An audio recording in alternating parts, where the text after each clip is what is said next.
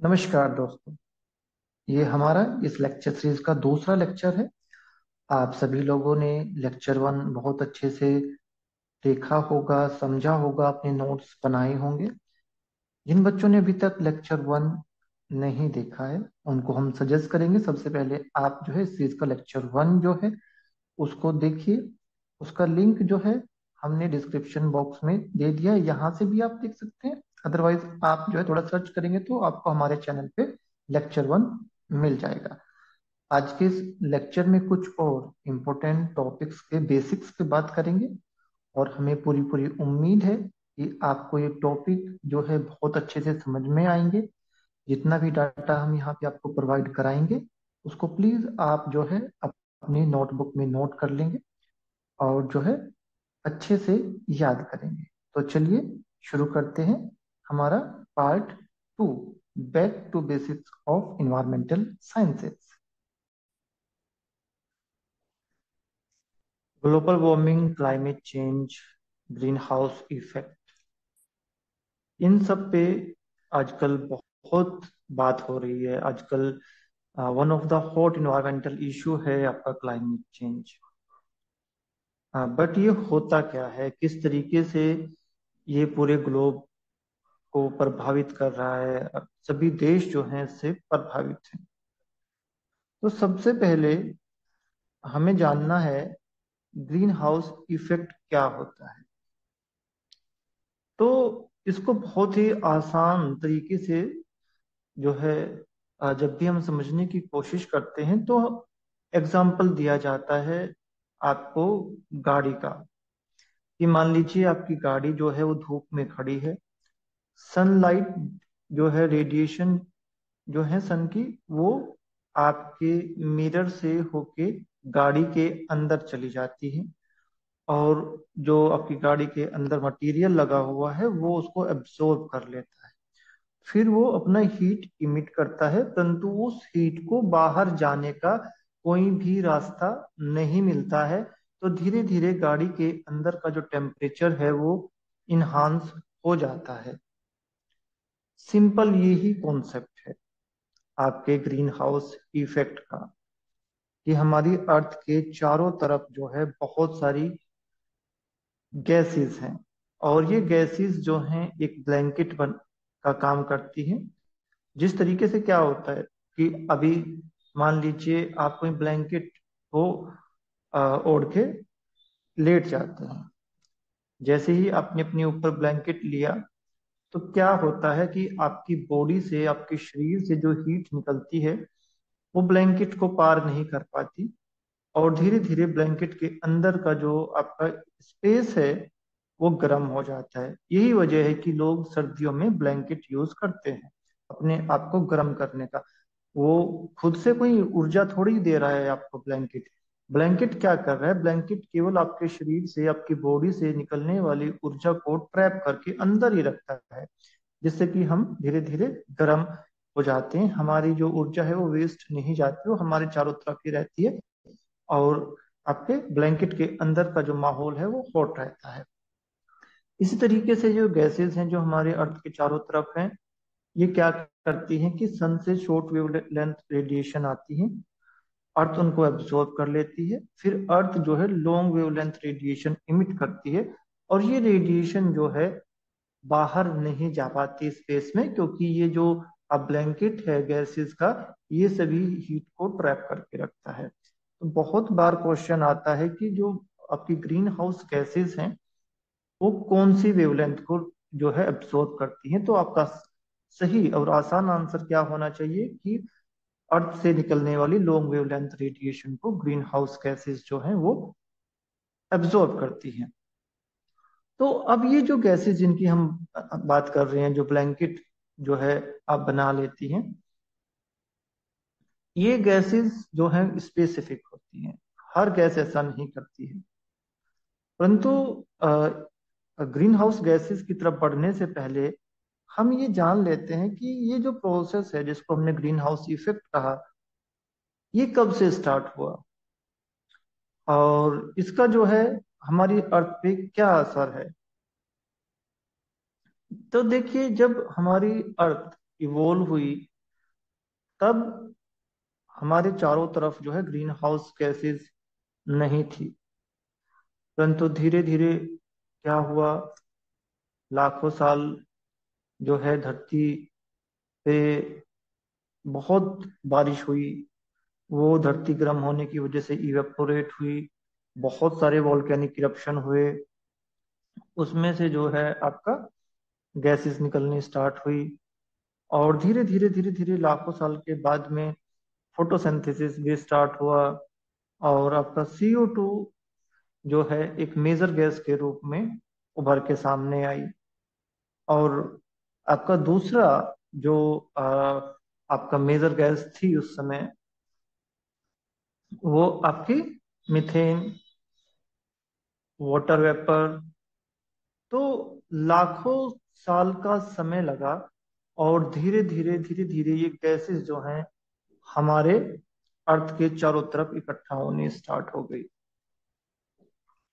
इससे क्या हुआ, इससे ये हुआ कि हमारा जो अर्थ है वो एक ऐसा प्लेनेट बन गया जिसपे जीवन संभव हो सकता है।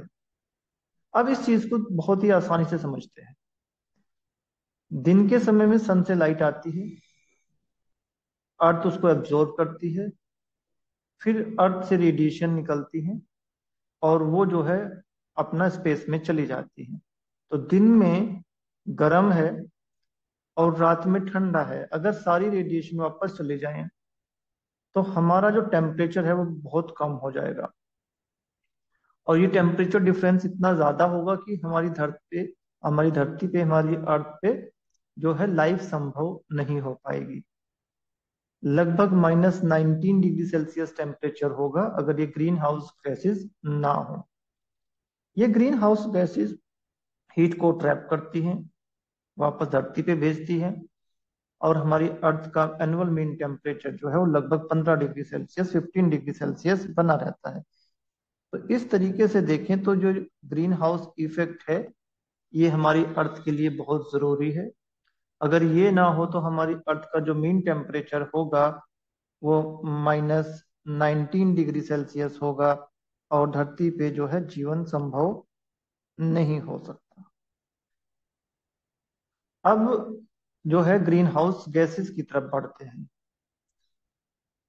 तो हमने कहा कि हर गैस ग्रीन हाउस गैस नहीं है। तो ग्रीन हाउस गैसेस को आप कैसे डिफाइन कर सकते हैं? देखिए, ग्रीन हाउस गैसेस को वैसे तो हम कई तरीके से डिफाइन कर सकते हैं, परंतु सबसे आसान तरीका जो है वो इन गैसेस को डिफाइन करने का है कि इनके जो मॉलिक्यूलर बॉन्ड हैं वो वाइब्रेट करते हैं। चाहे आप CO2 की बात कर लीजिए, चाहे आप मीथेन की बात कर लीजिए, इनके जो अब मॉलिक्यूलर बॉन्ड्स हैं वो वाइब्रेट करते हैं, और उस वाइब्रेशन की वजह से ये हीट को एब्सॉर्ब करते हैं और हीट को रिलीज करते हैं। इसीलिए ये इनको जो है स्पेशल बनाता है। अब CO2 एक ग्रीन हाउस गैस है, परंतु SO2 एक ग्रीन हाउस गैस नहीं है। इन दोनों के बीच में क्या डिफरेंस है कि आपके जो ये CO2 के मॉलिक्यूल्स हैं वाइब्रेट करते हैं, इनके जो बॉन्ड्स हैं वो वाइब्रेट करते हैं। थोड़ा टेक्निकल भाषा में अगर हम बात करें तो वो सभी गैसेस जो 4 माइक्रोन से जो 4 माइक्रोन से जो ज्यादा लॉन्गर वेवलेंथ वाली रेडिएशन है उनको एब्सॉर्ब कर ले, वो सब ग्रीन हाउस गैसेस हैं। ठीक है, वो सारी गैसेस जो 4 माइक्रोन वेवलेंथ से ज्यादा की रेडिएशन को एब्सॉर्ब कर ले वो सारी ग्रीन हाउस गैसेस हैं, ऐसा कहा जाता है। तो यहाँ पे अगर हम देखें, आपका एक हमारे लिए बेनिफिशियल प्रोसेस है जिसको हमने ग्रीन हाउस इफेक्ट कहा, और ग्रीन हाउस इफेक्ट को कॉज करने वाली गैसेस को ग्रीन हाउस गैसेस कहा। इनमें जो है आपका अगर देखें तो ग्रीन हाउस इफेक्ट में carbon dioxide, methane, nitrous oxide, water vapour, ये मुख्य भूमिका प्ले करती है, मेन प्ले जो है वो अदा करती है मेन रोल।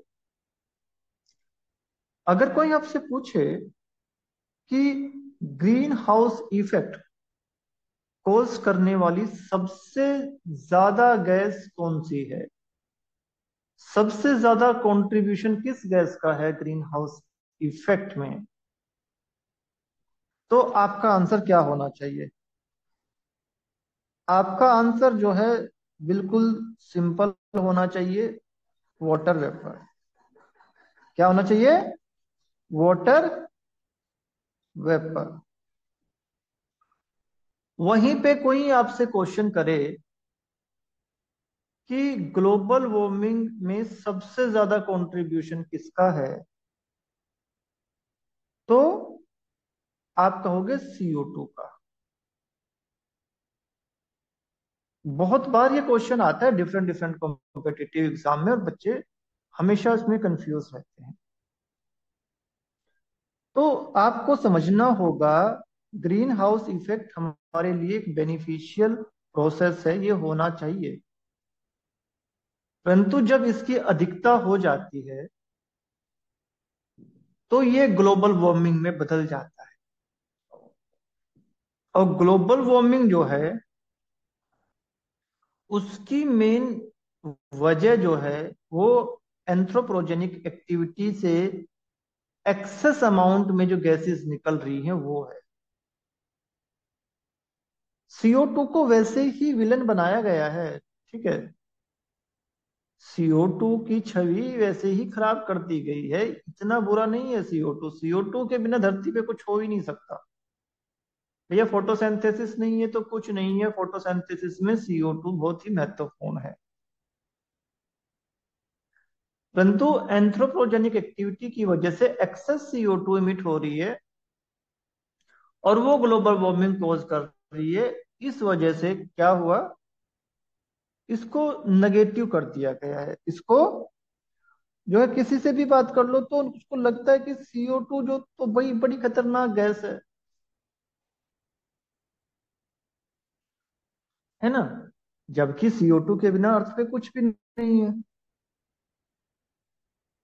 तो आप जो है सिंपली समझिए कि हमारा जो ग्रीन हाउस इफेक्ट है वो हमारे लिए जरूरी है। परंतु जब ग्रीन हाउस गैसेस अधिक मात्रा में इकट्ठा हो जाती हैं और ये अधिक मात्रा में हीट को ट्रैप करती हैं, तो ग्रीन हाउस इफेक्ट जो है वो ग्लोबल वार्मिंग में बदल जाता है। और ग्लोबल वार्मिंग जो है बेसिकली क्लाइमेट चेंज कोज करता है। तो एक अच्छा प्रोसेस जो ह्यूमन इंटरफेरेंस की वजह से एक खराब इफ प्रोसेस में चेंज हो रहा है और उसकी वजह से जो कॉन्सिक्वेंसेस हैं वो है क्लाइमेट चेंज। तो हमें सबसे पहले ये देखना है कि हमारी जो गैसेस जो रिस्पॉन्सिबल हैं ग्लोबल वार्मिंग में वो कौन कौन सी हैं। तो जैसे सबसे बड़ा नाम हमने लिया CO2 का। CO2 जो है सबसे बड़ी गैस है, लगभग 60% इसका कंट्रीब्यूशन।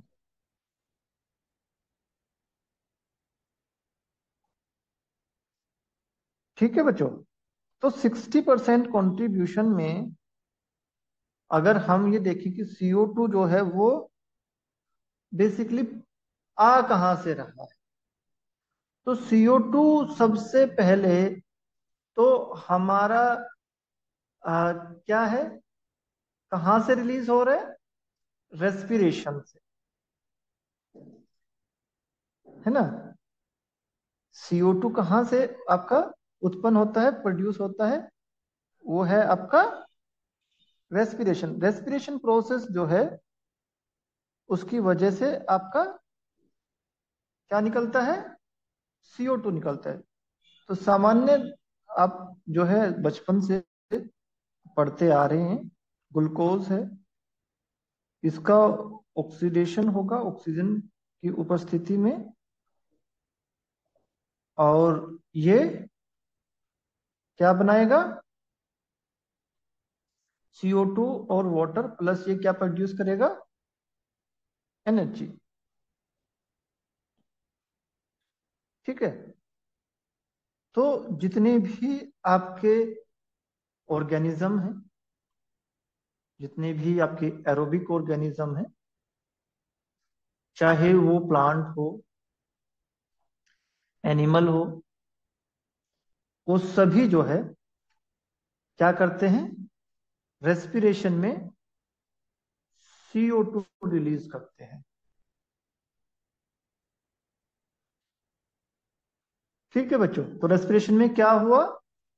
कॉम्प्लेक्स ऑर्गेनिक मॉलिक्यूल्स जो हैं वो ब्रेक डाउन हुए, और उनकी वजह से जो है CO2 रिलीज हुई। इसके अलावा अगर हम देखें, बर्निंग ऑफ फॉसिल फ्यूल जो सबसे बड़ी वजह है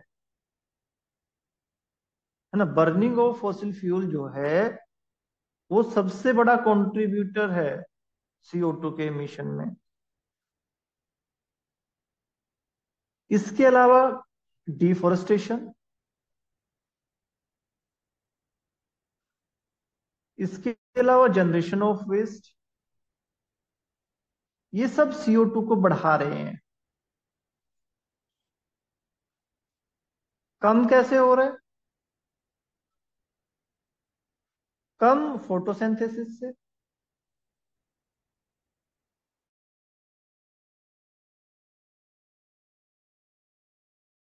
की सहायता से जो है आपका CO2 प्लस वाटर जो है इसमें बदल जाता है, ग्लूकोज में बदल जाता है,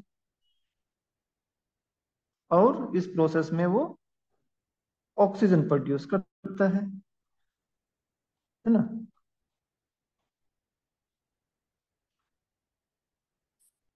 मेजर सिंक फोटोसिंथेसिस है ना। आर्टिफिशियल तो छोड़ दीजिए, आर्टिफिशियली आप कैसे उसको जो है ट्रैप करते हैं, बट नेचर में रेस्पिरेशन जो है वो CO2 रिलीज कर रहा है, वोल्केनिक इरप्शन से भी CO2 आ रहा है, और आपका फोटोसिंथेसिस में CO2 कंज्यूम हो रहा है।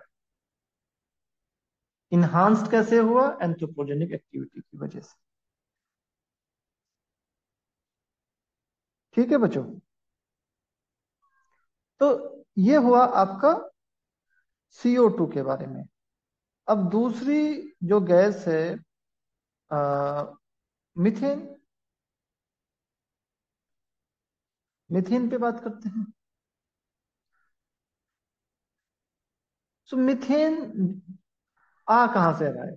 मिथेन के बहुत सारे सोर्सेस हैं, बट सबसे ज्यादा मिथेन सबसे ज्यादा जो है वो किसकी वजह से हो रहा है? एनिमल फॉर्म्स की वजह से। रूमिनेंट्स जो हैं ये लगभग लगभग 31% आपका मिथेन प्रोड्यूस करते हैं, सबसे ज्यादा। बहुत इंपॉर्टेंट क्वेश्चन है। इसके अलावा एनर्जी सोर्स सेकंड पोजीशन पे आता है, ये लगभग 30%। इसके अलावा राइस फील्ड, ये भी लगभग 10 से 11% कंट्रीब्यूट करता है। इसके अलावा आपका लैंडफिल, ये भी 10 से 11% कंट्रीब्यूट करता है। बायोमास बर्निंग, है ना, इन सब से भी जो है आपका मीथेन प्रोड्यूस हो रहा है। परंतु रूमिनेंट्स जो हैं वो सबसे ज्यादा कंट्रीब्यूट कर रहे हैं। तो जैसे जैसे हमारी एंथ्रोपोजेनिक एक्टिविटी इंक्रीज हो रही है, मीथेन का प्रोडक्शन इंक्रीज हो रहा है।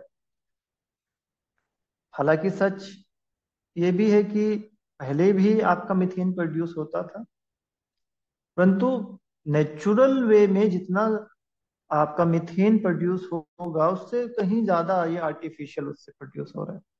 जहां भी एनारोबिक डिकम्पोजिशन होगा वहीं पे मीथेन प्रोड्यूस होगा। तो वेटलैंड्स जो है वो मेजर सोर्स थे मीथेन का। परंतु धीरे धीरे जैसे जैसे आपने राइस कल्टीवेशन इंक्रीज किया, एनर्जी सेक्टर, रोमिनेंट, इन सब की वजह से आप देख रहे हैं वेस्ट लैंडफिल से लगभग 10 से 11% हो रहा है। वेस्ट ट्रीटमेंट जो है लगभग 7 से 8% मीथेन प्रोड्यूस करता है। बायोमास बर्निंग लगभग आपका 10 to 11% कॉन्ट्रीब्यूट कर रहा है। और मीथेन जो है वो एक पोटेंट ग्रीन हाउस गैस है। अब ये रिमूव कैसे होता है, कि कहाँ कहाँ ही जा सकता है। तो मीथेन का नेचुरल रिमूवल जो है वो होता है, ये रिएक्ट करता है ओएच रेडिकल से। मीथेन जो है ये ओएच रेडिकल के साथ में रिएक्ट करता है और आपका रिमूव हो जाता है।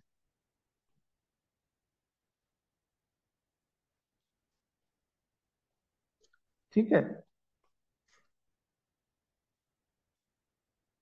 तो जितना ज्यादा ओएच रेडिकल होगा उतनी ही जल्दी मीथेन रिमूव होगा।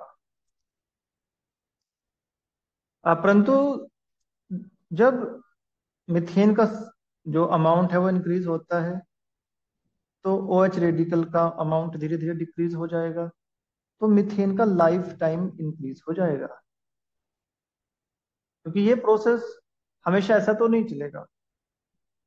अगर आप मीथेन का नंबर का जो प्रोडक्शन है वो बढ़ाते जाएंगे, एक दिन ओएच रेडिकल कम हो जाएगा। क्योंकि ओएच रेडिकल का सबसे बड़ा जो आपका जो सबसे ज्यादा ओएच रेडिकल के साथ में रिएक्ट करता है वो है सीओ। सीओ भी बढ़ रहा है। परंतु यहाँ पे कहानी खत्म नहीं हो रही है। आप देख रहे हैं कि आपका जो ये मिथेन है ये भैया ओजोन भी प्रोड्यूस कर रहा है। ठीक है, CO2 प्रोड्यूस कर रहा है और ये खुद ग्रीन हाउस गैसेज है। तो इस तरीके से अगर हम देखें तो आपके सोर्सेज बहुत सारे हैं, सिंक केवल एक है कि ये OH रेडिकल के साथ में रिएक्ट करेगा और रिमूव हो जाएगा। अगला हमारा जो पोलूटेंट है, ग्रीन हाउस गैस है, वो है, अब बात करते हैं नाइट्रस ऑक्साइड।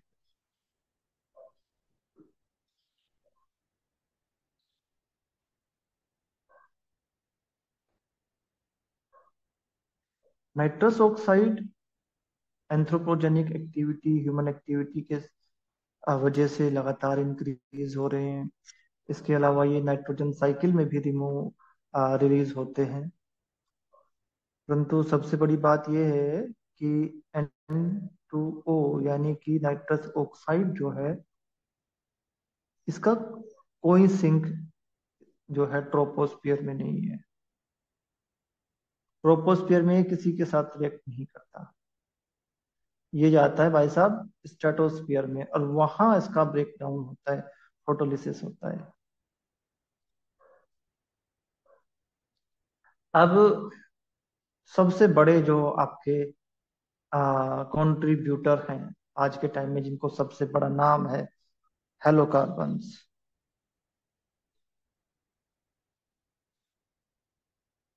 हेलोकार्बन्स जो है आपके सबसे बड़े आपके आ, सबसे ज्यादा जिनका पोटेंशियल है ग्रीन हाउस इफेक्ट कॉज करने का, ग्लोबल वार्मिंग कॉज करने का, वो गैस है। इनमें से कुछ आपके लाइक सीएफसीज कंप्लीटली आर्टिफिशियल हैं, और ये ना केवल ग्लोबल वार्मिंग कॉज करते हैं बल्कि ये ओजोन डिप्लीशन भी करते हैं। इसके अलावा आपके एचएफसीज,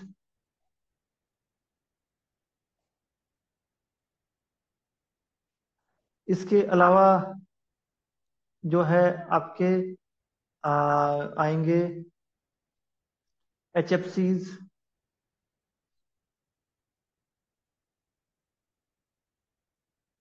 और आपके एचसीएफसी, हाइड्रोक्लोरोफ्लोरोकार्बन्स। इसके अलावा परफ्लोरोकार्बन, परफ्लोरोकार्बन्स।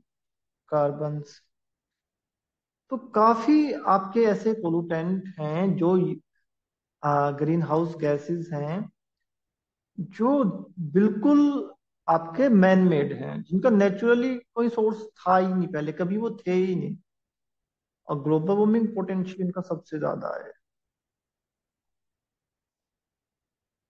अब बात करते हैं आपके ओजोन। ओजोन जो है आपका दो तरीके का होता है। एक आपके स्ट्रेटोस्फियर में मिलता है, और स्ट्रेटोस्फियर में जो मिलता है वो 90% ओजोन होता है, और इसको हमने गुड ओजोन भी कहा। 10% ट्रोपोस्फियर में मिलता है, और ये बैड ओजोन है, हार्मफुल ओजोन है। ये ग्लोबल वार्मिंग कोज करता है, और इसके अपने और भी इफेक्ट हैं। तो ओजोन बनता कैसे है? ओजोन बेसिकली आपका फोटोकेमिकल स्मोग में प्रोड्यूस होता है, और जैसे जैसे आपका व्हीकल पोल्यूशन इंक्रीज हो रहा है, व्हीकल पोल्यूशन आपका इंक्रीज हो रहा है, तो आपके नॉक्स का इमिशन बढ़ रहा है, आपके हाइड्रोकार्बन का इमिशन जो है इंक्रीज हो रहा है। तो हाइड्रोकार्बन, नॉक्स जो है सनलाइट की प्रेजेंस में आपके फोटोकेमिकल स्मोक बना रहे हैं, जिनमें ओजो एक मेजर कंपोनेंट है। तो ये आपकी मेजर ग्रीन हाउस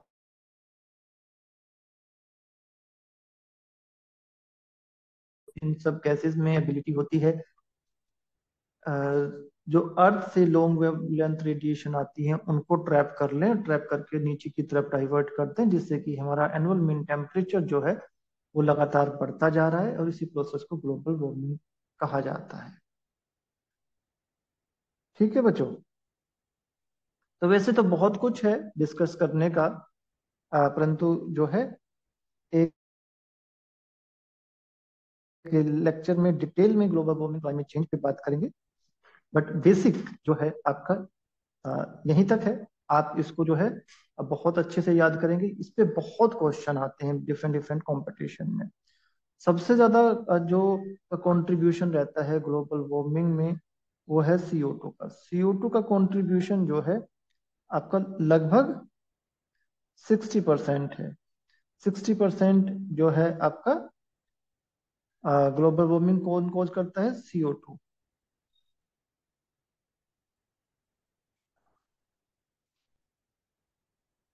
फिर जो है आपका मिथेन। मिथेन जो है लगभग 20% कंट्रीब्यूट करता है। फिर CFCs, ये लगभग 14% के अराउंड कंट्रीब्यूट करते हैं। और फिर आपका N2O, ये लगभग 6% कंट्रीब्यूट करता है।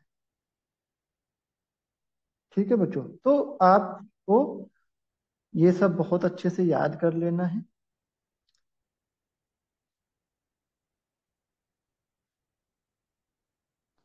तो हमारा जो है अ, ये टॉपिक बहुत ही आपका बड़ा है, बहुत ही इम्पोर्टेंट है। आजकल बहुत सारे इस पे आपको क्वेश्चन देखने को मिलते हैं। कॉन्सिक्वेंसेस की अगर आप बात करो तो जैसे हमने बताया कि क्लाइमेट चेंज सबसे बड़ा एक आपका इफेक्ट है। उसकी वजह से जितनी भी चीजें देख रही हैं, चाहे सी लेवल राइज हो, चाहे वो आपके आइस कैप मेल्टिंग हो, रेन पैटर्न में चेंज, आपके एक्सट्रीम इवेंट हो, चाहे वो ब्लीचिंग ऑफ कोरल रीफ हो, स्पीशीज एक्सटिंक्शन हो, एन नंबर ऑफ कॉन्सिक्वेंसेज जो है हमें इसको देखने को मिल रहे हैं। कंट्रोल कैसे किया जाए? कंट्रोल करने के लिए सीएफसी को कंट्रोल करेंगे, एफिशिएंट एनर्जी सेक्टर पे काम करेंगे, हम रिन्यूएबल एनर्जी की तरफ स्विच करेंगे, न्यूक्लियर पावर प्रोडक्शन जो है इन्हांस करेंगे, कोल से नेचुरल गैस की तरफ शिफ्ट करें, मीथेन को ट्रैप करके उसको एज ए फ्यूल यूज करें। हम जो है बीफ का जो यूज है अपने फूड रिसोर्सेज में वो कम करें, है ना। जैसे हमने बताया रूमिनेंट सबसे ज्यादा मीथेन प्रोड्यूस करता है। एग्रीकल्चर प्रैक्टिसेस को जो है चेंज करेंगे, पॉपुलेशन ग्रोथ को जो है स्टेबलाइज करेंगे, बहुत सारी प्रॉब्लम अपने आप ठीक हो जाएंगी। CO2 को रिमूव करेंगे, कैप्चर करेंगे, यूटिलाइज करने की कोशिश करेंगे, ज्यादा से ज्यादा ट्री लगाएंगे, और जो है आपका एटमॉस्फेरिक CO2 को सिक्वेस्ट्रेशन करने की नई नई टेक्निक जो है हमें अडॉप्ट करनी पड़ेंगी। एसिड रेन दूसरा बड़ा आपका एक ग्लोबल इशू है, वो है एसिड रेन।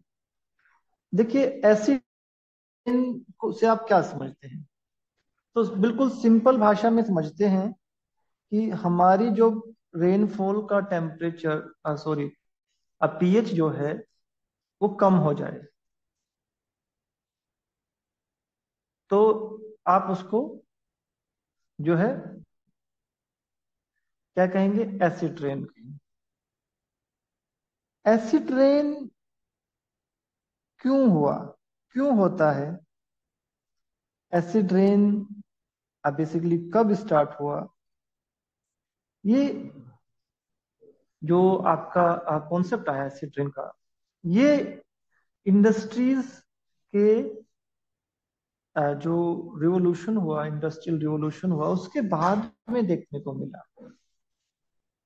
हालांकि नेचुरल रेनफॉल स्लाइटली एसिडिक होता है, अगर कोई भी पोल्यूटेंट ना हो तो भी हमारा रेनफॉल स्लाइटली एसिडिक होता है। और इसके पीछे की वजह है कार्बन डाई ऑक्साइड।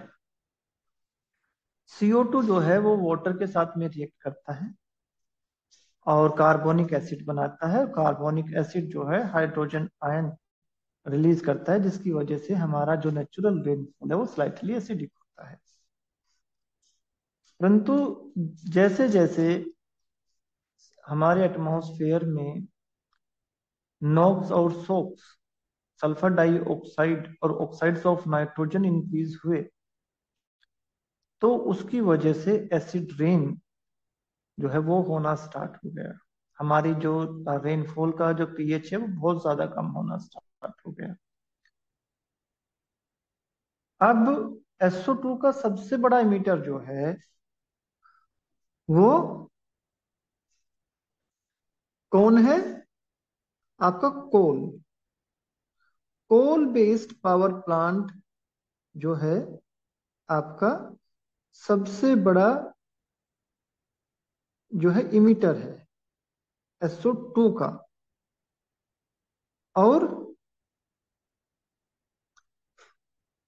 आपका को का जो ये SO2 है, ये आपका वाटर मॉइस्चर जो है, वाटर वेपर जो है, उसके साथ में रिएक्ट करता है और सल्फ्यूरिक एसिड में बदल जाता है। और ये सल्फ्यूरिक एसिड जो है रेनफॉल के साथ में नीचे आता है, और हमारी जो रेन की पीएच है वो कम हो जाती है। जब पीएच आपकी 5.6 से कम हो जाए तो उसको एसिड रेन कह दिया जाता है। ठीक है, कोई भी रेनफॉल जिसका पीएच जो है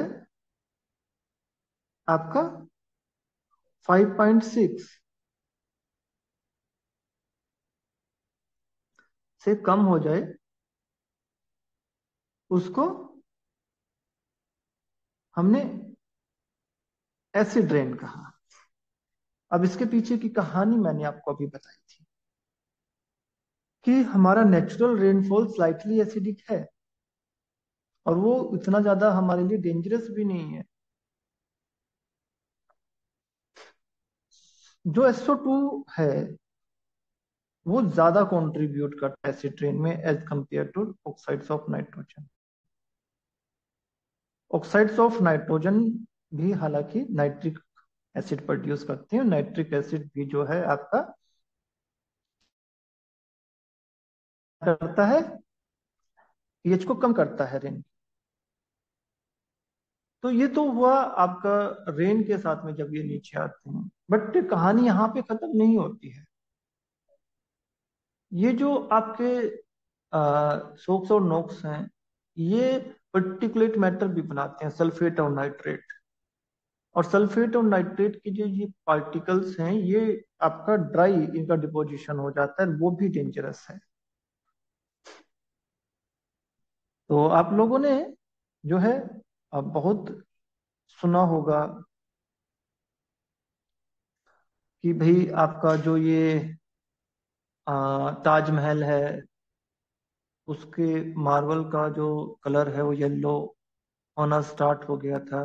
वो क्यों हुआ था? मथुरा रिफाइनरी की वजह से। मथुरा में रिफाइनरी थी, और मथुरा रिफाइनरी में जो है आपके SO2 रिलीज होते थे। SO2 जो है वो वाटर के साथ में रिएक्ट करके अपना एसिड रेन कोज करते थे। अब एयर पोल्यूशन, और एयर पोल्यूशन की सबसे डेंजरस बात यही है, जो हमने पहले भी बताया, कि ये लॉन्ग रेंज में काम करता है। एयर के साथ में पोल्यूटेंट बहुत दूर दूर तक ट्रेवल करते हैं। एसिड रेन के इफेक्ट अलग अलग हैं। अगर हम देखें तो एक्वेटिक सिस्टम पे ये इफेक्ट डालेगा अगर इसका पीएच 5.5 से कम हो गया तो। और जो है 5.1 से भी अगर कम है तो फिर तो और ज्यादा इसके इफेक्ट हमें देखने को मिलते हैं। ये आपके कैल्शियम से बने हुए जितने भी कैल्शियम कार्बोनेट है ना, कैल्शियम कार्बोनेट से बने हुए जितनी भी आपकी बिल्डिंग्स हैं, मोनूमेंट्स हैं, उन सभी को डैमेज कर सकता है। क्योंकि कैल्शियम कार्बोनेट सल्फ्यूरिक एसिड के साथ में रिएक्ट करेगा और कैल्शियम सल्फेट बना देगा। और कैल्शियम सल्फेट जो है वो वाटर सोल्यूबल होता है, तो वो घुल जाएंगे, सारे डिसोल्व हो जाएंगे। इसके अलावा जब आपके एसिड ड्रेन किसी पॉन्ड या लेक में होगा तो पीएच उसका कम हो जाएगा। अगर किसी फॉरेस्ट पे हुआ तो फॉरेस्ट को डिग्रेड कर देगा।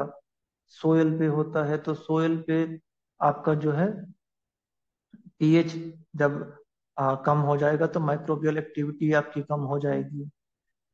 हमारे देश में हालांकि ये आपने देखा है कि एसिड रेन के बहुत ज्यादा प्रभाव देखने को हमें नहीं मिलता। इसके पीछे की सिंपल सी वजह है, सिंपल सा साइंस है, कि हमारा जो सोयल है वो है ब्लैक सोयल। और ब्लैक सोयल जो है उसमें कैल्शियम ज्यादा होता है, और हमारी एयर में अमोनिया भी है। तो ये उसके एसिड रेन के इफेक्ट को न्यूट्रल कर देता है। यही वजह है कि हमारे देश में एसिड रेन का प्रभाव हमें ज्यादा देखने को नहीं मिलता है। हालांकि जो है डिफरेंट डिफरेंट कंट्रीज में इसके काफी डेंजरस इफेक्ट हमें देखने को मिलते हैं, पढ़ने को मिलते हैं। और इसकी सिंपल सी वजह यही है कि हम एक्सेस अमाउंट में सोक्स नोक्स इमिट कर रहे हैं, जो बेसिकली आपके एसिड रेन कॉज करते हैं।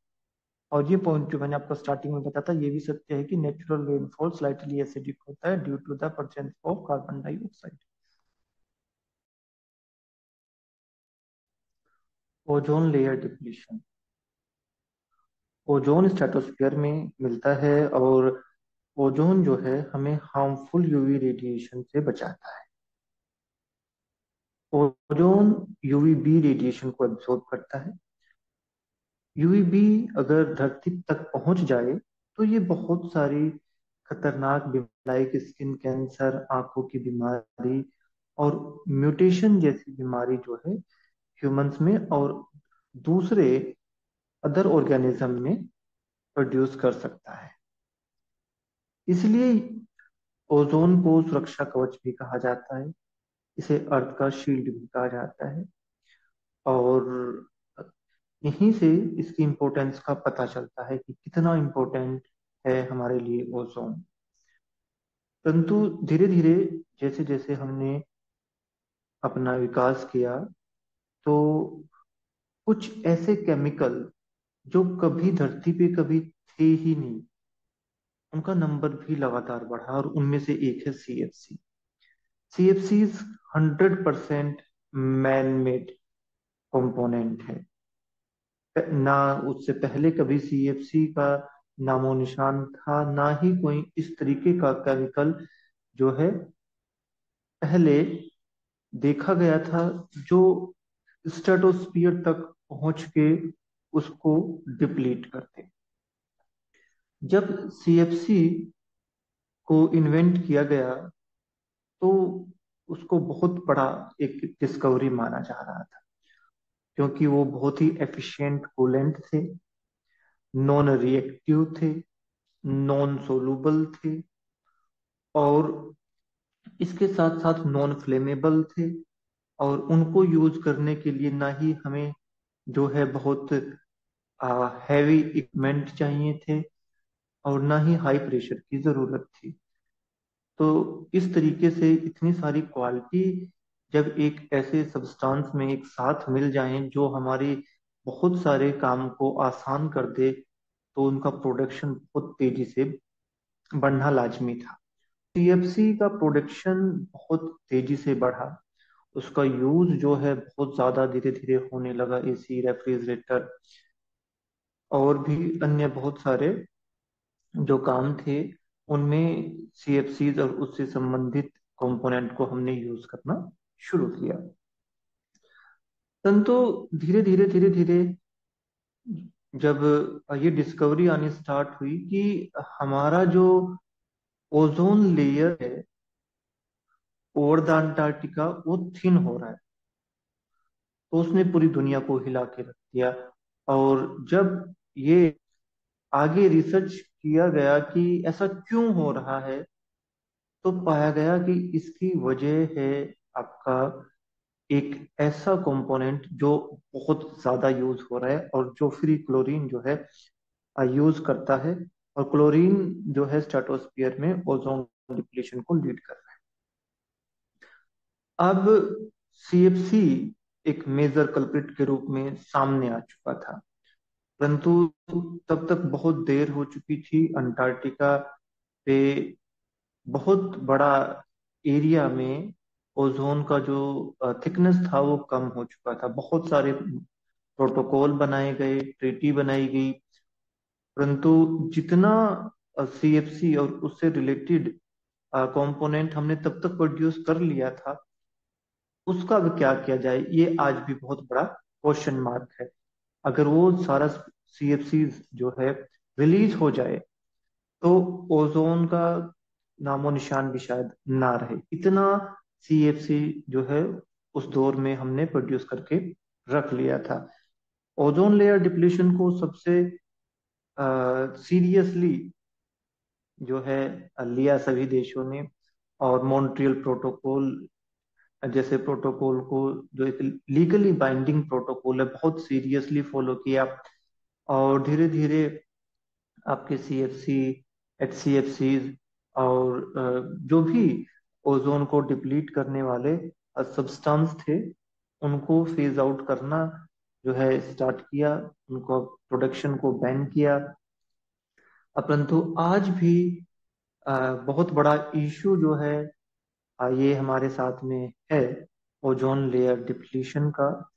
हालांकि कुछ रिसर्च ये भी कहती है कि ओजोन लेयर जो है धीरे धीरे रिकवर हो रहा है, परंतु जितने केमिकल हम रोज प्रोड्यूस कर रहे हैं, ये हमेशा एक खतरा बना रहता है कि कोई केमिकल जो ट्रोपोस्फियर में नॉन रिएक्टिव है, वो दूसरे लेयर में जाके किस तरीके से बिहेव करेगा।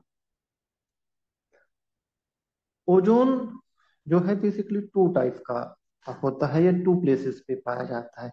एक आपका है स्ट्रेटोस्फेरिक ओजोन, जो हमारे लिए बहुत ही जरूरी है, आवश्यक है, और इसको हम गुड ओजोन भी कहते हैं। 90% जो हमारा ओजोन है वो स्ट्रेटोस्फियर में मिलता है, और ये जो है यूवी रेडिएशन शील्ड का काम करता है, और हमें खतरनाक यूवी रेडिएशन से बचाता है। परंतु जैसा हमने अभी आपको बताया कि इसका जो थिकनेस है वो कम हुआ, जिसको ओजोन लेयर डिप्लीशन कहते हैं, और ये एक बहुत बड़ा कंसर्न हमारे लिए है। दूसरा जो है आपका ट्रोपोस्फेरिक ओजोन, जिसको हम बैड ओजोन कहते हैं, और ये लगभग 10% है। ये हमारे लिए टॉक्सिक है, फोटोकेमिकल स्मॉग में मेजर रोल प्ले करता है, और इसकी वजह से काफी हेल्थ इश्यूज जो है देखने को मिलते हैं। इसके साथ साथ इसका जो नेगेटिव इम्पैक्ट है वो हमने अदर ऑर्गेनिज्म और अपना प्लांट्स पे भी ऑब्जर्व किया है।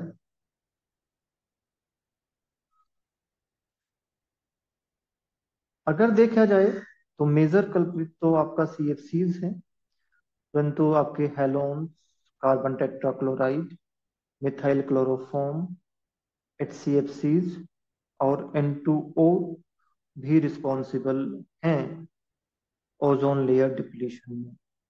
और इसमें एक और जो है महत्वपूर्ण पॉइंट है कि ये ना केवल ओजोन को डिप्लीट करते हैं, ये ग्लोबल वार्मिंग भी करते हैं। चाहे आप CFCs की बात कर लो, हेलॉन्स की बात कर लो, HCFCs की बात कर लो, एंड आपका नाइट्रस ऑक्साइड की बात कर लो, इन सभी का ग्लोबल वार्मिंग पोटेंशियल भी बहुत ज्यादा है, और ये ओजोन लेयर भी डिप्लीट करते हैं।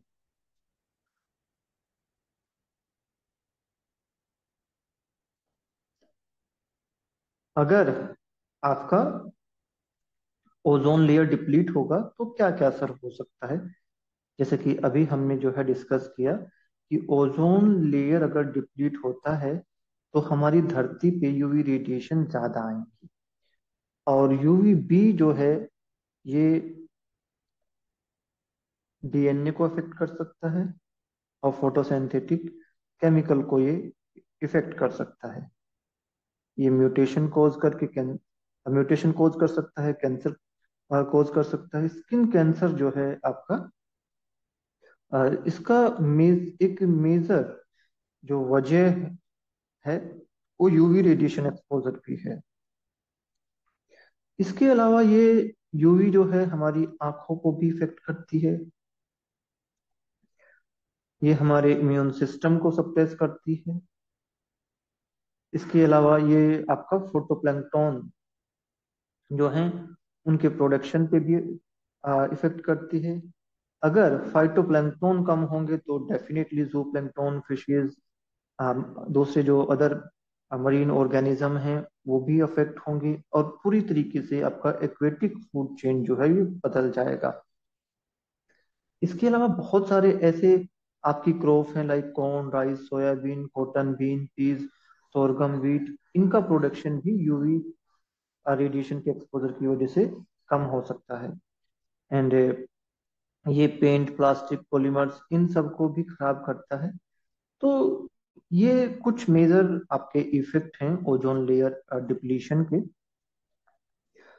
जो जिनमें से अगर हम देखें तो ह्यूमन हेल्थ को सबसे बड़ा कंसर्न हालांकि हम मानते हैं, परंतु अगर देखा जाए तो दूसरे जितने भी आपके ऑर्गेनिज्म हैं और आपका क्रॉप्स हैं उनके पे जितना असर जो है हमें ने देखने को मिला है वो भी बहुत ही डेंजरस है।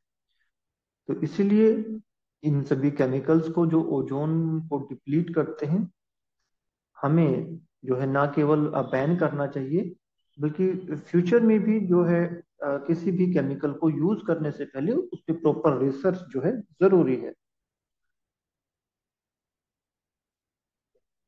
हमारा अगला टॉपिक है environmental impact assessment, EIA। EIA एक बहुत ही बेहतरीन टूल है जिसका यूज अगर सही तरीके से किया जाए तो हम अपने किसी भी प्रोजेक्ट को इनिशिएट करने से पहले उसके हार्मफुल इफेक्ट को देख सकते हैं।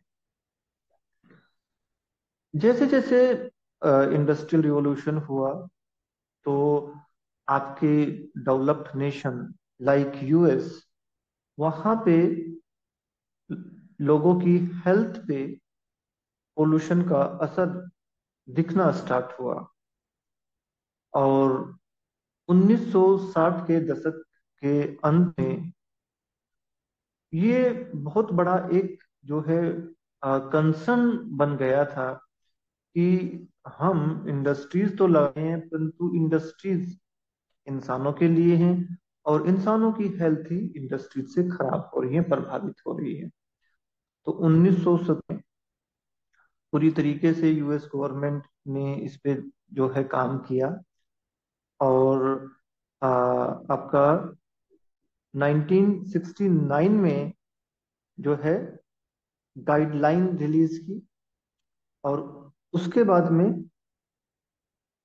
उन गाइडलाइन को ना केवल उन्होंने अपने संविधान में कॉन्स्टिट्यूशन में लेके आए, बल्कि सभी जितने भी उन स्टेक होल्डर थे, जितने भी डिसीजन मेकर थे, उन सभी को ये कहा गया कि आप अपना प्रोजेक्ट तभी पास करेंगे, किसी भी प्रोजेक्ट को पास करने से पहले ये आपने इंश्योर करना है कि उस प्रोजेक्ट का क्या इम्पैक्ट है, चाहे वो कितना भी बड़ा डेवलपमेंटल एक्टिविटी क्यों ना हो। तो US में जो है आपका 1969 में जो आपका US की गाइडलाइन बेसिकली बनाई गई, और 70s में इसको इम्प्लीमेंट किया गया। उसके बाद अगर देखें तो बहुत सारे आपके ऐसे कंट्री थे जिन्होंने अपना EIA को अपने कॉन्स्टिट्यूशन का एक हिस्सा बनाना शुरू किया, यानी कि EIA को कंपलसरी करना स्टार्ट किया कि हम अगर कोई भी एक्टिविटी करेंगे तो उससे पहले हम ये देखेंगे कि उस प्रोजेक्ट का क्या इम्पैक्ट है,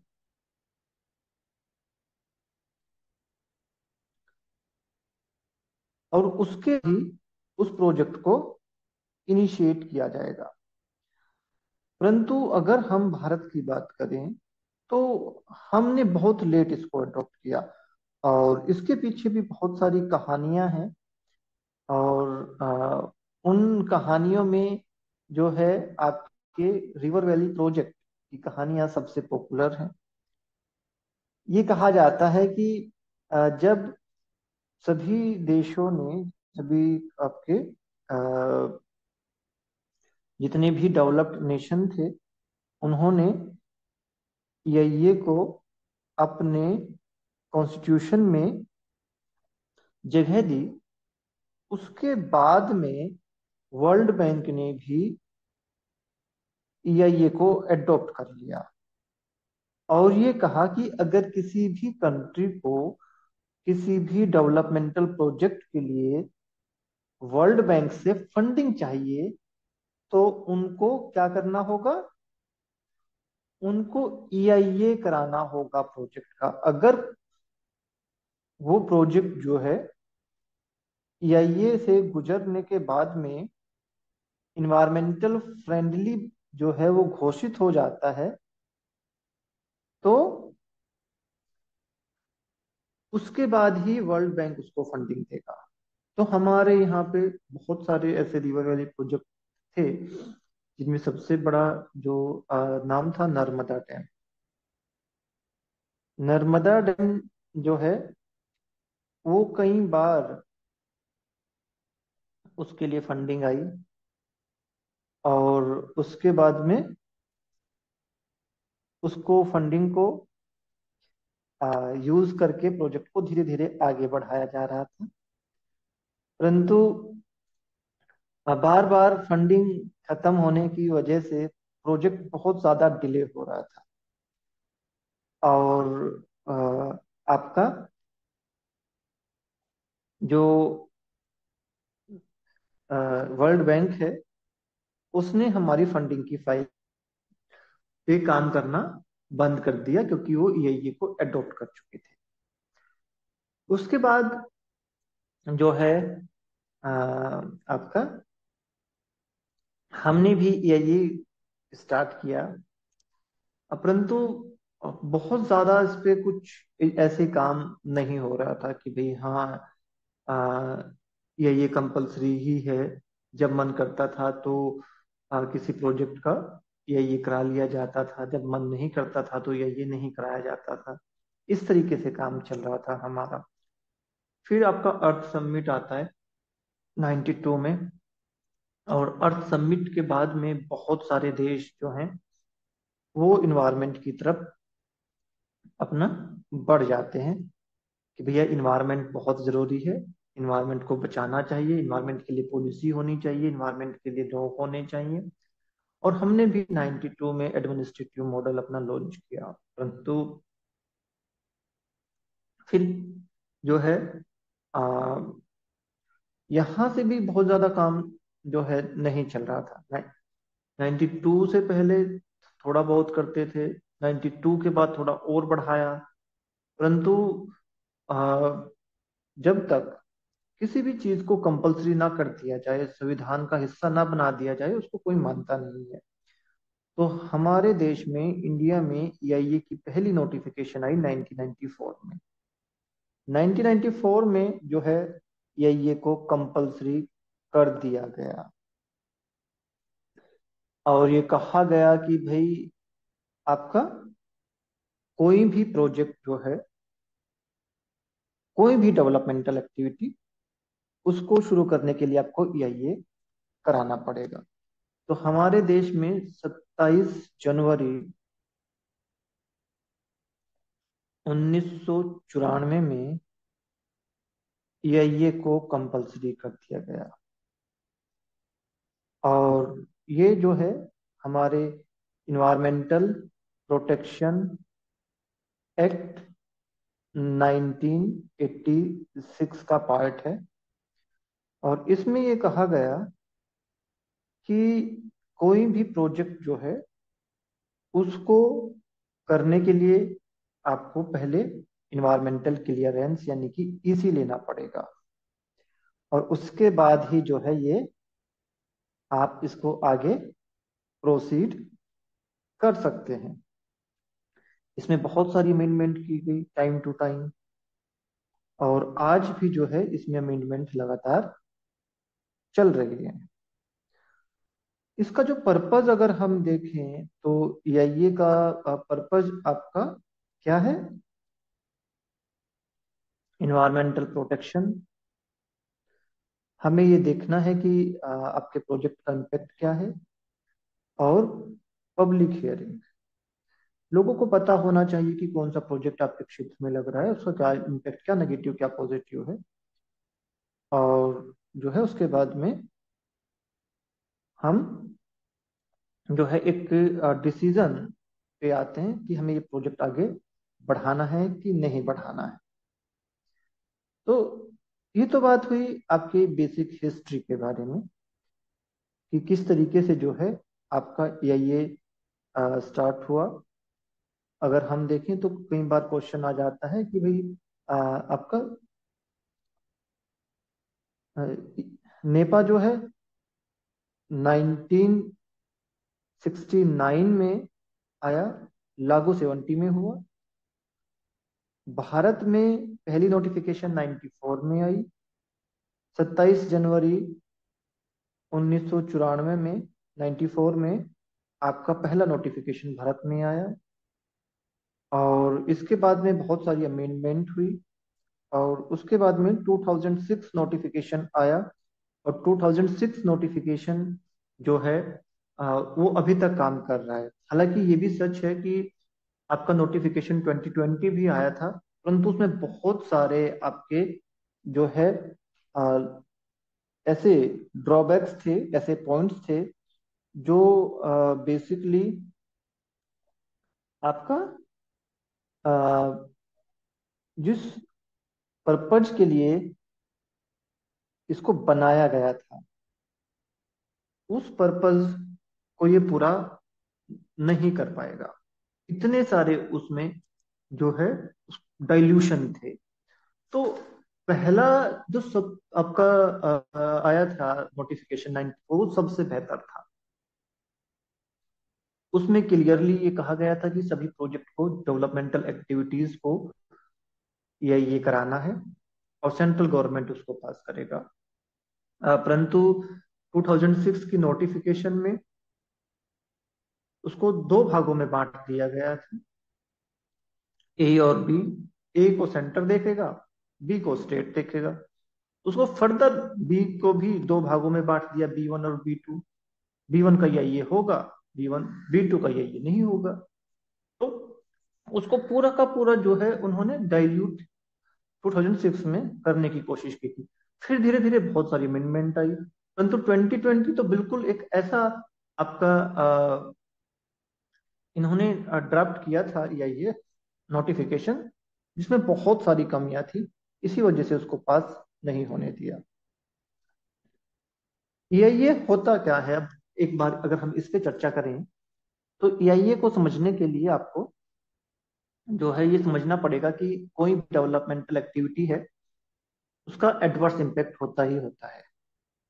परंतु क्या हो कि अगर उन एडवर्स इम्पैक्ट को हम एडवांस में देख लें, हमें पता चले कि ये इम्पैक्ट जो है इस प्रोजेक्ट के हो रहे हैं, और उनको हम कंट्रोल करने की कोशिश करें। अगर कंट्रोल नहीं कर पाए तो हम उसके कुछ अल्टरनेटिव देखें। तो ये एक प्रिडिक्शन टूल है, या ये क्या है? It is a prediction tool that the impact of a developmental activity before it has been carried out.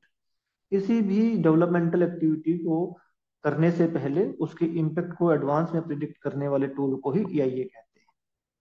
तो आपने कुछ भी नया करना है, कोई नया प्रोजेक्ट लगाना है, अपने प्रोजेक्ट को जो है एक लिमिट के बाद एक्सपेंड करना है, आपने कोई केमिकल या कोई रॉ मटेरियल चेंज करना है, तो आपको ये कराना पड़ेगा।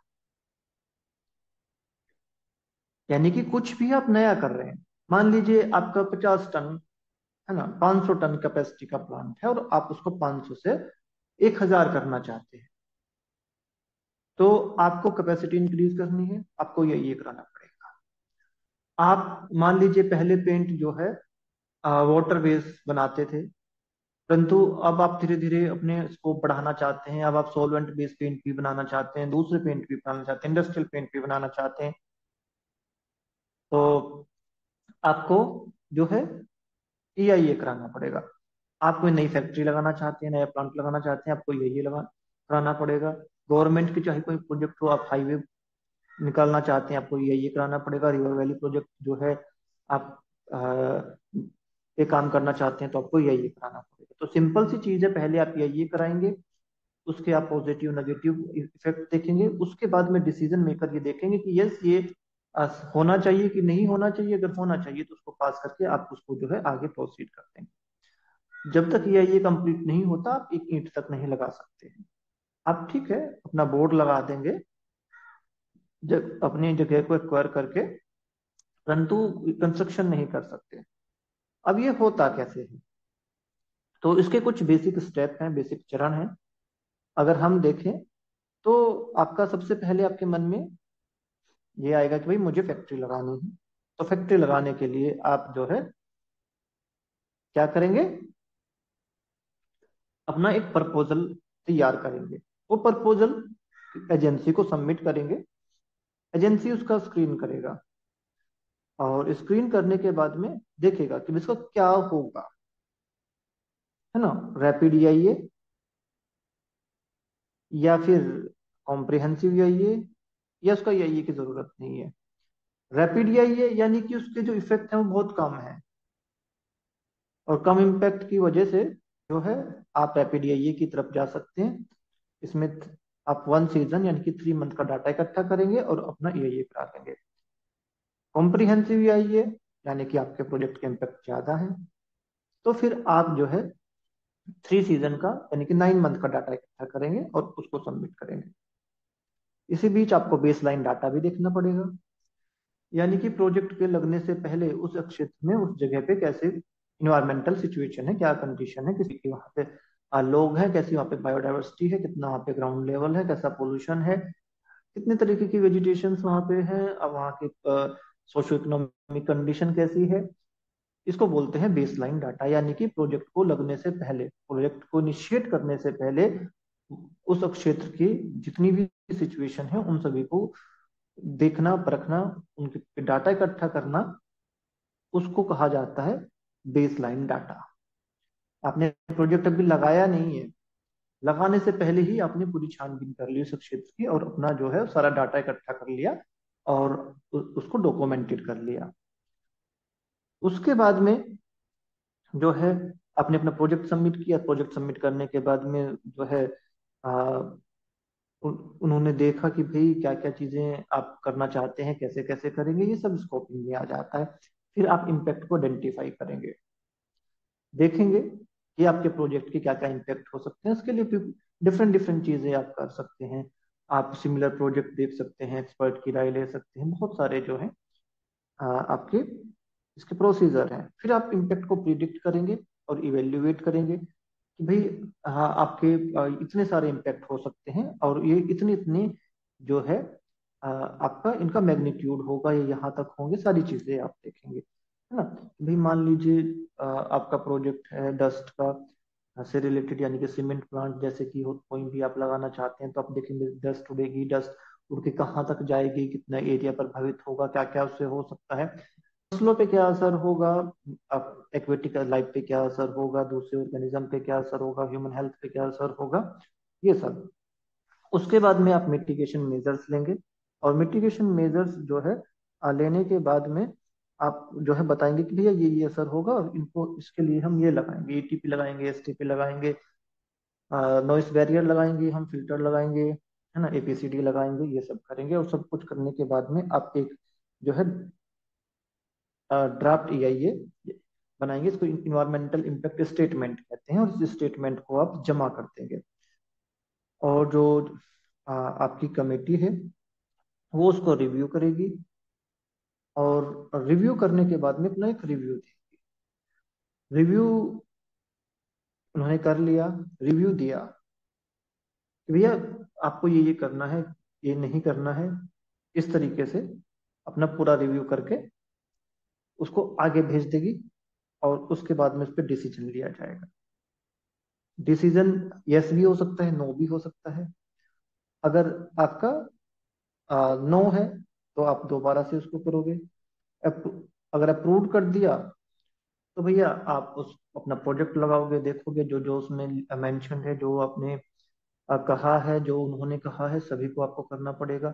उसके लिए मॉनिटरिंग प्लान बनाने पड़ेंगे, उसके लिए आपको जो है कंप्लीटली उसे मैनेज करना पड़ेगा, और टाइम टू टाइम ऑडिट करना पड़ेगा। ऑडिट के बाद में जो है आपको हाफ ईयरली रिपोर्ट इनको भेजनी पड़ेगी कि भैया देखिए हम जो है सही तरीके से काम कर रहे हैं। अगर कुछ मॉडिफिकेशन है तो आप जो है जो भी चेंज करने के लिए उन्होंने कहा है पहले चेंज करेंगे, फिर से सबमिट करेंगे, और जो है उसके बाद में फिर से वही होगा। अब जो ड्राफ्ट इन्वायरमेंटल इम्पैक्ट असेसमेंट भेजेंगे, उसको रिव्यू किया जाएगा, और रिव्यू करने के बाद में जो है वो आपकी अथॉरिटी के पास जाएगी। अथॉरिटी है तो उसमें फिर से कुछ बताएगी, ठीक है, या फिर इसको रिजेक्ट कर देगी या अप्रूव कर देगी। बेसिकली क्या होता है कि अथॉरिटी ये यस या नो ही करता है, बट ये ओवर द ग्लोब का प्रोसीजर है ना। हर देश में थोड़े थोड़े से इसमें चेंजेस हैं, हमारे देश में थोड़े अलग तरीके से है, दूसरे देश में थोड़े अलग तरीके से हो, बट ओवरऑल है ना, अगर हम ओवर द ग्लोब देखें तो यही स्टेप होते हैं।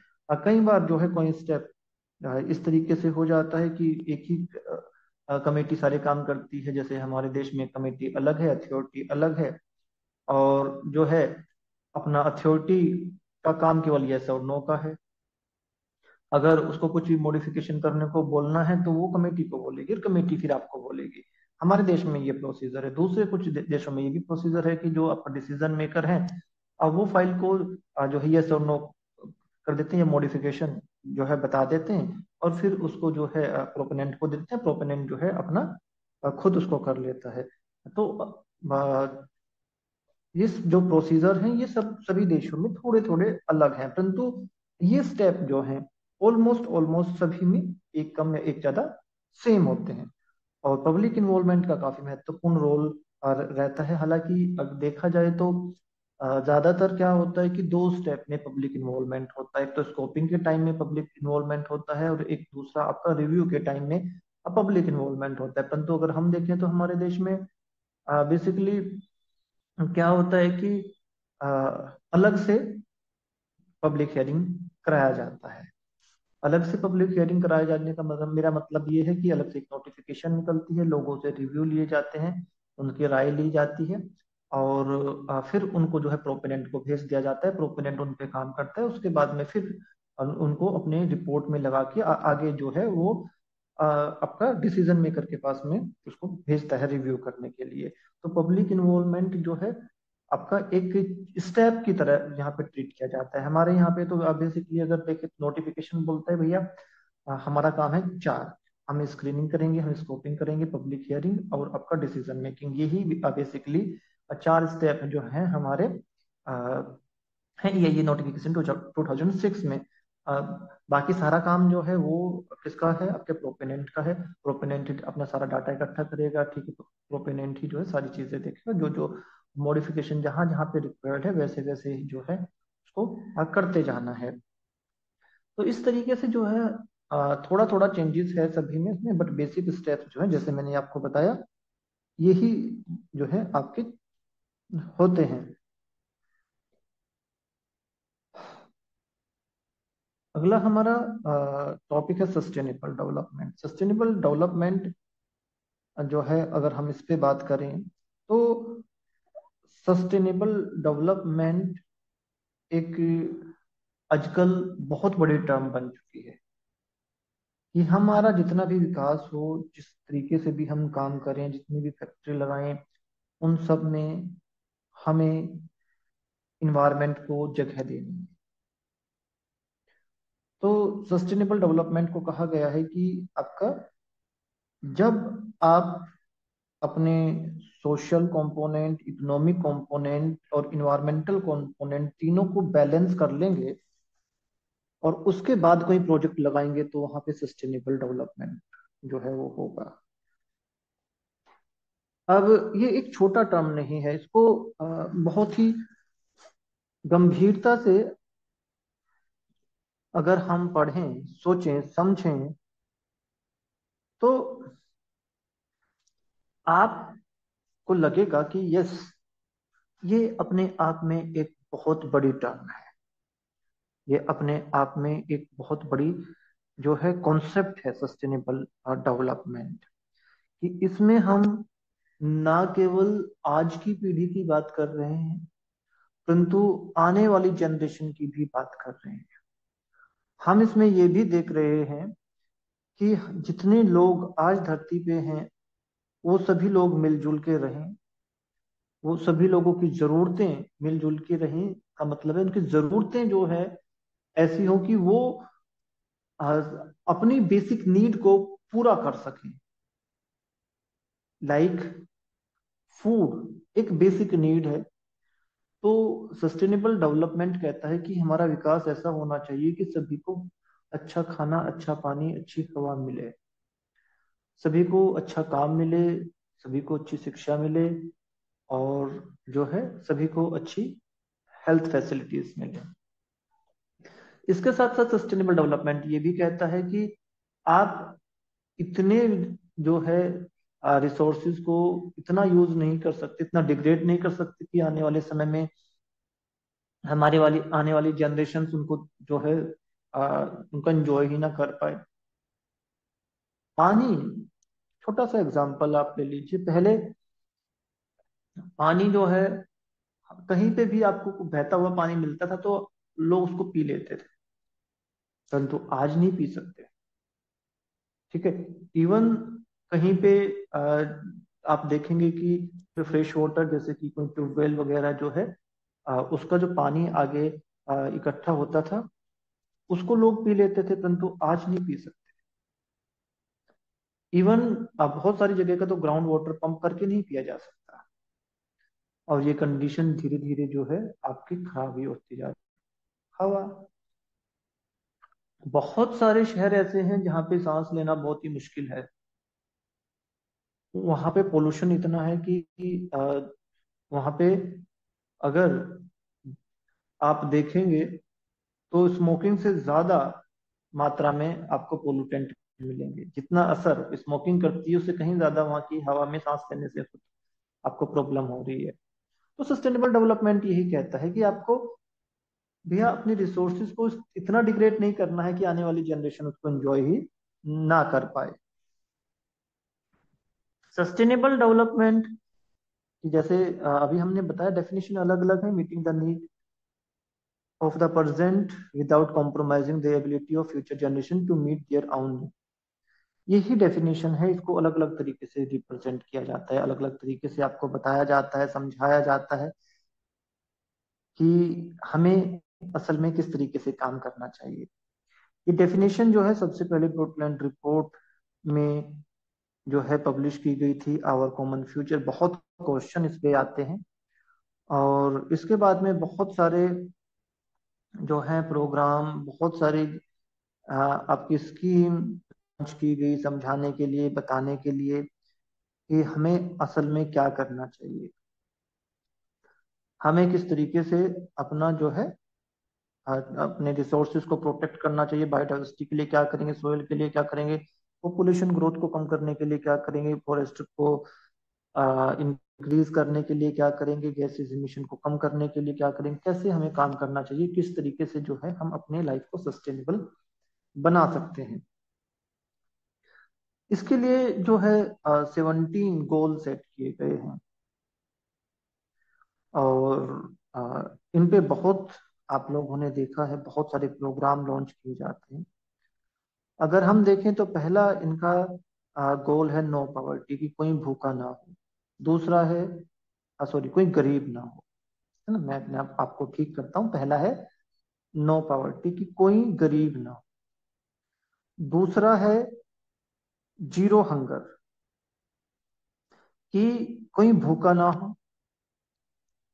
तो इस तरीके से हमने 17 गोल को बहुत अच्छे से सीक्वेंस में याद करना है। बहुत क्वेश्चन आते हैं, तो इसको आप किसी भी तरीके से जो है याद कर सकते हैं। जैसे कि अक्सर जो है अपनी क्लासेस में बच्चों को थोड़ा सा जो है स्टोरी के रूप में इनको याद करने को बोलते हैं। जैसे कि अगर कोई गरीब नहीं होगा तो कोई भूखा नहीं होगा, कोई भूखा नहीं होगा तो उसकी हेल्थ अच्छी होगी, हेल्थ अच्छी होगी तो वो लोग क्वालिटी एजुकेशन की तरफ बढ़ेंगे। जब लोग पढ़े लिखे होंगे तो वो लड़के लड़की में भेदभाव नहीं करेंगे, तो जेंडर इक्वालिटी होगी। जब लड़कियां पढ़ी लिखी होंगी तो वो ना केवल बाहर के बल्कि घर के भी साफ सफाई के कामों को, महत्व को समझेंगी कि भाई साफ पानी का क्या महत्व है, सैनिटेशन का क्या महत्व है। परंतु ये सब करने के लिए हमें क्या चाहिए, हमें अफोर्डेबल एनर्जी चाहिए। और एनर्जी के लिए अगर हम हमें चाहिए तो हमें डिसेंट काम चाहिए। अगर हमें डिसेंट काम चाहिए तो हमें इंडस्ट्री चाहिए। अगर हमें इंडस्ट्री में लड़का लड़की एक साथ काम कर रहे हैं तो उसका मतलब कि इससे फर्दर जो है इनइक्वालिटी रिड्यूस होगी। और जब इस तरीके के लोग जहाँ पे रहते हैं तो वहाँ की सिटी जो है सस्टेनेबल होंगी, कम्युनिटीज वहाँ की सस्टेनेबल होगी। और सस्टेनेबल सिटीज में रिस्पॉन्सिबल लोग रहते हैं, रिस्पॉन्सिबल लोग जो है रिस्पॉन्सिबल कंजम्पशन एंड प्रोडक्शन करते हैं। जब ये सब होगा तो पोल्यूशन कम होगा, क्लाइमेट चेंज कम होगा। ना केवल धरती के नीचे की बल्कि धरती के ऊपर की लाइफ भी जो है वो बहुत अच्छी होगी। जब इस तरीके की चीजें होंगी तो पूरे विश्व में शांति फैल जाएगी। परंतु ये तभी संभव है जब सभी लोग जो है मिलके काम करेंगे। तो इस तरीके से आप इन 17 गोल को जो है बहुत अच्छे से याद कर सकते हैं। बहुत क्वेश्चन इन पे आजकल आते हैं। यूजीसी नेट क्या कोई भी कंपटीशन हो तो एक क्वेश्चन आपको सस्टेनेबल डेवलपमेंट और उसके गोल्स पे देखने को हमेशा मिलता ही है। तो इन्वायरमेंट के लिए हमारे कुछ गोल्स हैं, इकोनॉमी के लिए हमारे गोल हैं, सोशल के लिए हमारे कुछ लॉ, और आपका हेल्थ। तो हमें जो है कई बार ये पूछ लिया जाता है कि इन्वायरमेंट से रिलेटेड कौन कौन से आपके गोल हैं, या इकोनॉमी से रिलेटेड कौन कौन से गोल हैं, या सोशल आपके लिए कौन से गोल हैं, लॉ के लिए और हेल्थ के लिए कौन से आपके गोल हैं। इस तरीके से जो है आपको क्वेश्चन देखने को मिलते रहते हैं। और आजकल सस्टेनेबल डेवलपमेंट पे बहुत क्वेश्चन आपको देखने को मिल रहे हैं। तो प्लीज सस्टेनेबल के 17 गोल स्पेसिफिकली आप बहुत अच्छे से याद करोगे। जैसे हमने की एक्सपेक्ट की बात की थी आपकी, तो बेसिकली आपका inter generational equality and intra generational generational equality की हम बात करते हैं। तो अगर इंटर जनरेशनल इक्वलिटी की हम बात करें तो हमें क्या करना चाहिए। जैसे कि हमने आपको बताया कि भाई हमें इस तरीके से अपने रिसोर्सेज को यूज करना चाहिए कि जिससे कि हम रिसोर्सेज को ओवर यूटिलाइज ना करते हैं। हमें रिसोर्स के ओवर एक्सप्लोटेशन से बचना चाहिए, हमें वेस्ट रिलीज से बचना चाहिए, और हमें अपने इकोलॉजिकल बैलेंस को मेंटेन करना चाहिए। अगर हम इंटर जनरेशनल इक्वलिटी की बात करें तो हमें क्या करना है, हमें गरीब और अमीर के जो बीच का गैप है, जो आपके वेल्थी कंट्रीज हैं, जो पुअर कंट्रीज हैं, उनके बीच का जो गैप है उसको समझना पड़ेगा, उसको कम करना पड़ेगा। देखिए क्या है कि बहुत सारे ऐसे देश हैं जो बहुत ज्यादा पुअर हैं और वहां पे खाने के रिसोर्सेज भी आपको नहीं मिलते। वहीं पे बहुत सारे ऐसे देश हैं जहाँ पे बहुत ज्यादा रिसोर्सेज हैं और वो उनको यूटिलाइज कर रहे हैं, वेस्ट कर रहे हैं। यूटिलाइज तो हम क्या कहेंगे। तो हमें जो है एक ग्लोबल प्लेटफॉर्म पे ये रखना पड़ेगा कि भाई किस तरीके से गरीब कंट्रीज जो हैं, जो पुअर नेशन जो हैं, वो अपने आप को सस्टेन कर सकते हैं।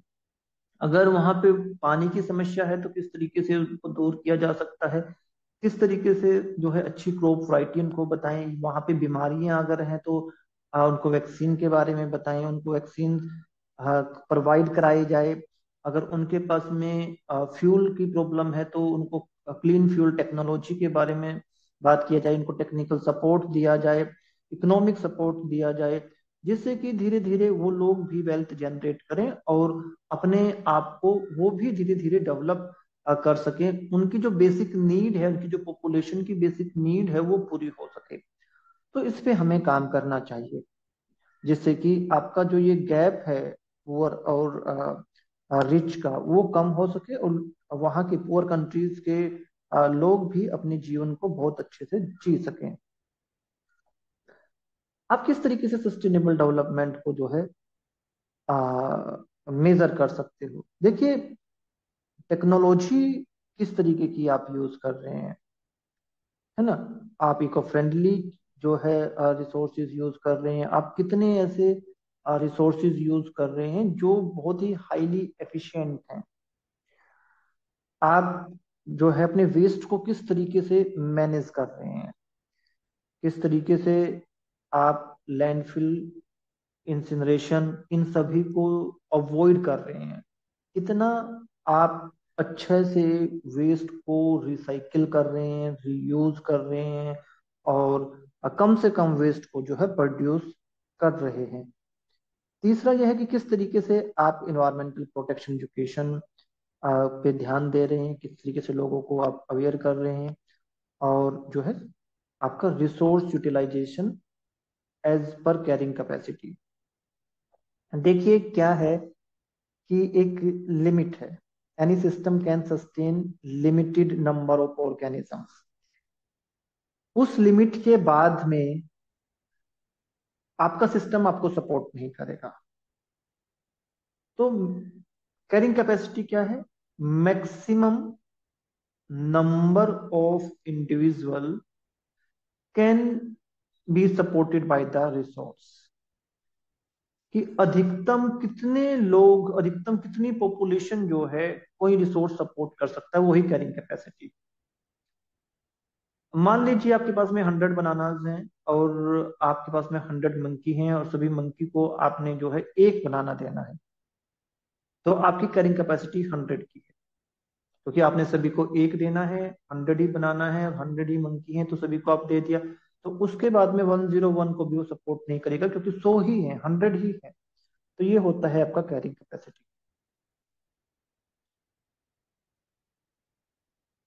अगर आप जो है ओवर यूटिलाइज करेंगे, एक्सप्लॉइट करेंगे रिसोर्सेज को, तो रिसोर्स जो है आपके डिग्रेड होने स्टार्ट हो जाएंगे, और एक ऐसी स्थिति आ जाएगी कि उसके बाद में वो रिकवर नहीं हो पाएंगे।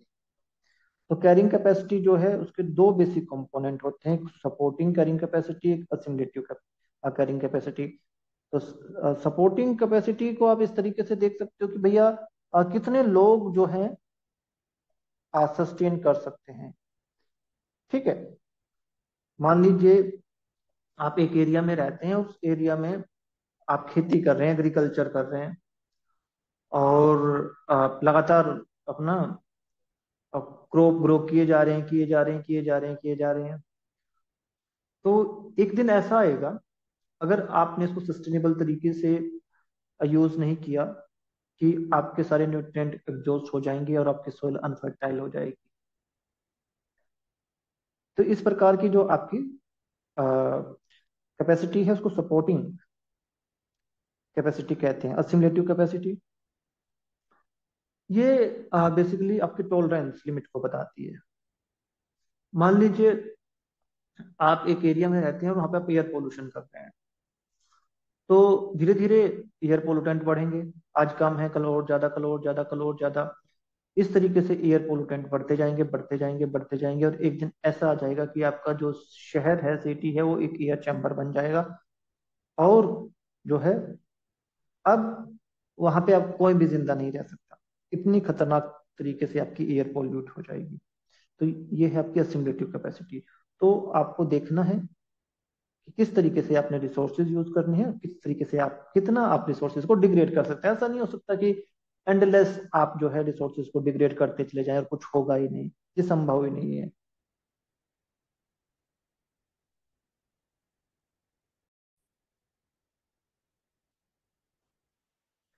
सॉलिड वेस्ट, हमने लिक्विड वेस्ट, वाटर पोल्यूशन की बात की, हमने एयर पोल्यूशन की बात की, नॉइज पोल्यूशन की बात की। इनके साथ साथ सॉलिड वेस्ट जो है आजकल एक सबसे बड़े वेस्ट के रूप में उभर के आ रहा है। जैसे जैसे आपका पॉपुलेशन इंक्रीज हो रहा है, लोगों की जरूरतें बढ़ रही हैं, लोग आवश्यकता से ज्यादा जो है यूटिलाइज कर रहे हैं रिसोर्सेज को, तो आपका सॉलिड वेस्ट भी जनरेट हो रहा है। सॉलिड वेस्ट को आप डिफाइन कैसे करेंगे? कोई भी वेस्ट जो ना गैसियस फेज में है, ना लिक्विड फेज में है, वो सॉलिड वेस्ट है। यानी कि सभी सॉलिड और सेमी सॉलिड वेस्ट जो है वो आपके सॉलिड वेस्ट की कैटेगरी में आएंगे। वैसे तो हजारडस, नॉन हजारडस, आपके बहुत सारे तरीके के वेस्ट हैं। एक डिटेल में सॉलिड वेस्ट मैनेजमेंट पे लेक्चर बनाएंगे, और उसमें सभी को जो है हम बहुत अच्छे से कवर करेंगे। परंतु अगर बेसिक की हम बात करें तो सॉलिड वेस्ट क्या होता है? सॉलिड वेस्ट बेसिकली जैसे कि आपका म्युनिसिपल वेस्ट हो गया, आपका agricultural waste, medical waste, mining, sewage sludge, construction और डेमोलेशन से वेस्ट जो निकल रहा है, ये सभी जो है आपके सॉलिड वेस्ट हैं। पॉपुलेशन बढ़ने के साथ साथ सॉलिड वेस्ट भी बढ़ता जा रहा है। और जो हमारा देश है वहां पे हिट्रोजिनस टाइप का वेस्ट जनरेट होता है। अलग अलग प्रकार के सॉलिड वेस्ट जनरेट हो रहे हैं, जिसकी वजह से उनको मैनेज करना मुश्किल होता है। अगर आपका वेस्ट एक ही नेचर का है, चाहे वो टॉक्सिक भी है, तो उसको मैनेज करना थोड़ा आसान हो जाता है। अगर हम अपने वेस्ट की बात करें तो हमारा सॉलिड वेस्ट जो है उसमें अलग अलग कंपोनेंट। अगर हम अपने वेस्ट को देखें तो हमारे वेस्ट में सबसे बड़ा कंपोनेंट जो है वो है आपका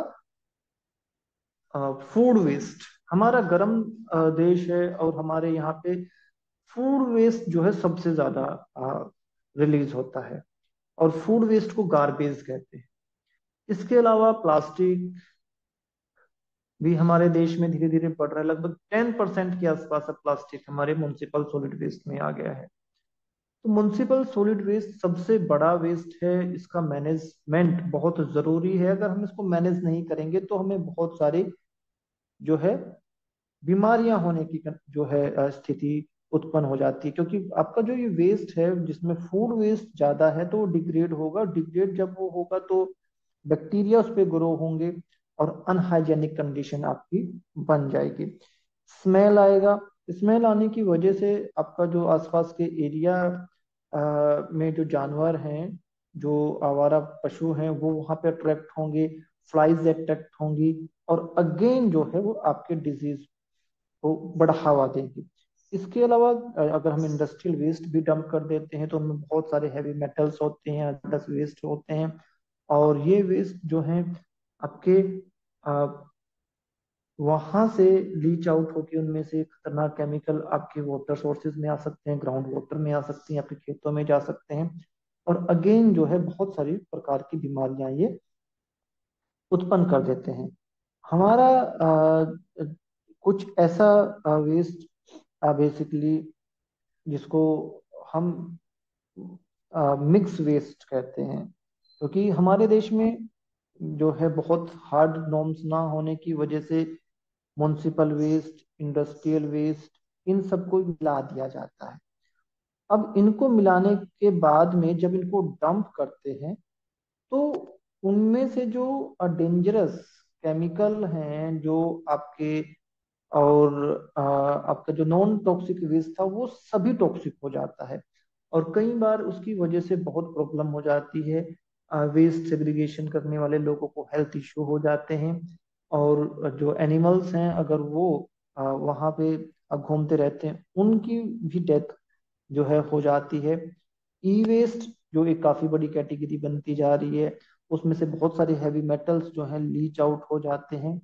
अगर हम उनको बर्न कर दें, आग लगा दें, तो वो बहुत सारे टॉक्सिक गैसेस जो है इन्वायरमेंट में रिलीज करते हैं। तो भैया ना तो हम इनको जो है बर्न कर सकते हैं, ना ही हम इनको जो है ओपनली छोड़ सकते हैं, ना ही हम इनको जो है अनमैनेज तरीके से जो है डंप कर सकते हैं, दफन कर सकते हैं, क्योंकि वहां से वो ग्राउंड वाटर को लीच करेंगे। तो वैसे तो अभी अगर हम देखें तो हमें क्या करना चाहिए? सबसे पहले तो हमें कोशिश करनी चाहिए कि हम अपने वेस्ट को ज्यादा से ज्यादा रिड्यूस करें, कि वेस्ट प्रोड्यूस ही ना हो। अगर उसको आप रिड्यूस नहीं कर सकते तो उसको रीयूज करने की कोशिश करेंगे, रीयूज नहीं कर सकते तो रिसाइकिल करने की कोशिश करेंगे।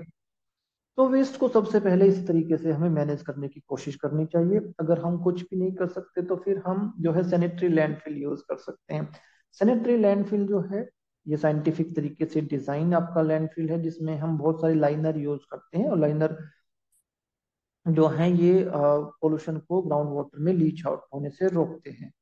तो हम प्रॉपर तरीके से एक लैंडफिल को डिजाइन करते हैं, एक जगह को ढूंढ के, फिर उसमें डिफरेंट डिफरेंट तरीके से जो है प्रोटेक्ट करते हैं। क्ले का लेयर लगाते हैं, उसमें हम जो है प्लास्टिक लेयर लगाते हैं, फिर सिस्टमेटिक तरीके से उसमें वेस्ट को डंप किया जाता है, और उसमें प्रॉपर तरीके से लीचिएट कलेक्शन के लिए सिस्टम बनाए जाते हैं, गैस कंट्रोल के लिए सिस्टम बनाए जाते हैं। और जब पूरा जो है आपका लैंड फिल जाता है, फिल हो जाता है, तो उसको प्रॉपर तरीके से कवर कर दिया जाता है, और कवर करने के बाद में उसके ऊपर प्लांटेशन कर दी जाती है, जिससे कि जो है धीरे धीरे धीरे धीरे वेस्ट जो है वो डिग्रेड होता रहता है। हालांकि ये बहुत लंबा प्रोसीजर है। आपके एरिया के अनुसार जो है लैंडफिल का साइज और कितने साल में वो पूरा होगा ये डिपेंड करता है। और उसके बाद में कम से कम 15 साल के लिए उसको जो है हमें छोड़ देना चाहिए। उसकी प्रॉपर मॉनिटरिंग करनी चाहिए, ग्राउंड वाटर की लगातार मॉनिटरिंग होती रहनी चाहिए, एयर की लगातार मॉनिटरिंग होती रहनी चाहिए, जिससे कि ये पता चल सके कि आपका जो लैंडफिल है कहीं उसका जो है एडवर्स इफेक्ट तो हमें देखने को नहीं मिल रहा है। कुछ ऐसे वेस्ट हैं जो आप बर्न कर सकते हैं, और बर्न हमें कंट्रोल कंडीशन में करना चाहिए। इसके लिए हम इंसिनरेशन यूज करते हैं। इंसिनरेशन प्रोसेस जो है इसमें हम अपने वेस्ट को बर्न करते हैं, स्पेसिफिकली टॉक्सिक वेस्ट या ऐसा वेस्ट जो आसानी से डिग्रेड नहीं हो सकता, उन सबको हाई टेम्परेचर एक्सेस ऑक्सीजन की हेल्प में और कंट्रोल कंडीशन में, जिनमें APCD air pollution control devices लगे हों, ऐसे जो है सिस्टम को हम इंसिनरेटर कहते हैं। और इस की हेल्प से हम अपने टॉक्सिक वेस्ट को का वॉल्यूम रिड्यूस कर सकते हैं। परंतु हमें ये ध्यान रखना चाहिए कि हम अपने वेस्ट को जब बर्न कर रहे हैं तो बहुत अच्छे से प्रॉपर तरीके से गैसियस कंट्रोल करें, और उसमें से निकलने वाली जो ऐश है उसको प्रॉपर तरीके से हम डिस्पोज करें, क्योंकि उस ऐश में जो है टॉक्सिक मेटल हो सकते हैं। और अगर हम गैसियस कंट्रोल नहीं करेंगे तो वो हमारी एयर को पोल्यूट कर सकती है। तो हमें एयर पोल्यूशन का भी ध्यान रखना है, और हमें ये भी ध्यान रखना है कि हमारा जो है जो ऐश है उसकी वजह से हैवी मेटल्स जो है वो लीच आउट ना हो जाए।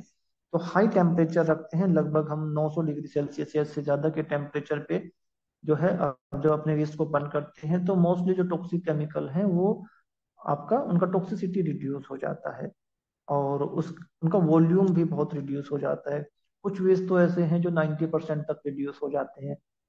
हम उससे जो है अपना हीट रिकवर करके इलेक्ट्रिसिटी भी प्रोड्यूस कर सकते हैं अगर हम चाहें तो इस तरीके से इंसिनरेटर जो है एक आपका वेस्ट के डिस्पोज करने का एक तरीका है। जो वेस्ट ऐसे जो काफी डेंजरस हैं, टॉक्सिक हैं, लाइक बायोमेडिकल वेस्ट हो गए आपके, हजार्डस वेस्ट हुए, और उनको आप कंट्रोल करना चाहते हैं, मैनेज करना चाहते हैं, तो आप इंसिनेटर यूज कर सकते हैं। परंतु बहुत सारे डिसएडवांटेजेस भी हैं। अगर आप वेस्ट को बर्न करते हैं तो म्युनिसिपल सॉलिड वेस्ट को बर्न करने पर, जैसे कि आजकल डाइऑक्सिन एंड फ्यूरॉन दो पोलूटेंट हैं जिन पे काफी क्वेश्चन आते हैं कि ऑर्गेनिक वेस्ट को या म्युनिसिपल वेस्ट को बर्न करने पे कौन से दो टॉक्सिटेंट निकलते हैं। तो आप ये टॉक्सिन्स जो हैं डाइऑक्सिन एंड फ्यूरॉन कार्सिनोजन हैं। ये आपके पॉप्स की लिस्ट में आते हैं, डिटर्जेंट में आते हैं, और काफी क्वेश्चन जो है आपको उन पे देखने को मिलते रहते हैं। तो बच्चों, हमें उम्मीद है कि आपके लिए ये लेक्चर सीरीज काफी काफी बेनिफिशियल प्रूफ होगी। नेक्स्ट लेक्चर में फिर मिलते हैं कुछ और बेसिक टॉपिक्स के साथ में। लगातार सीखते रहिए, मुस्कुराते रहिए। हमारी बेस्ट विशेष हमेशा आप लोगों के साथ में है, हमेशा रहेगी। God bless you. जियो बच्चों।